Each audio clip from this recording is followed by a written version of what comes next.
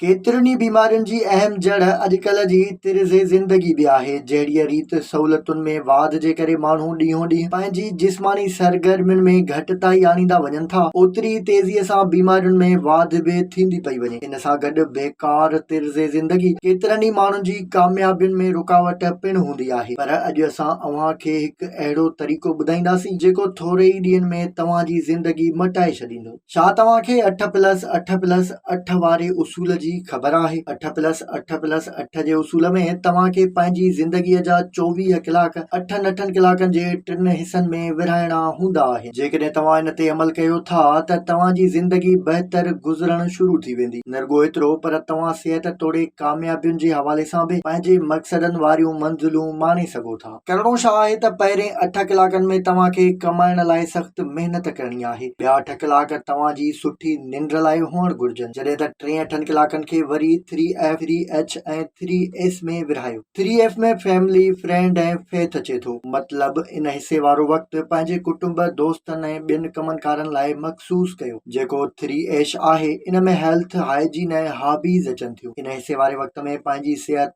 सफ़ाई सुथराई ऐं आदतुनि या शौक़ खे पूरो कयो। जॾहिं त 3S में सोल, सर्विस ऐं स्माइल अचे थी। वक़्त जे इन हिसे में तव्हां रूहानी सुकून, मतिलबु मज़हबी अमलनि, ॿियनि जी मदद करण ऐं ख़ुशि रहण वारे अमल खे ॾियो। फितरी तौर ते को बि इंसान जेकॾहिं 21 ॾींहं ताईं लगातार को बि हिकु अमल कंदो आहे त जिस्म खे हुन जी आदत पइजी वञे थी ऐं 22 ॾींहं जिस्म उहो अमल पाण मुरादो तौर करणु शुरू करे छॾींदो आहे। तव्हां पंहिंजी ज़िंदगी कुझु ॾींहं लाइ 8+8+8 वारे उसूल ते गुज़ारे ॾिसो, तव्हांजी ज़िंदगी हर हवाले सां मटिजी वेंदी।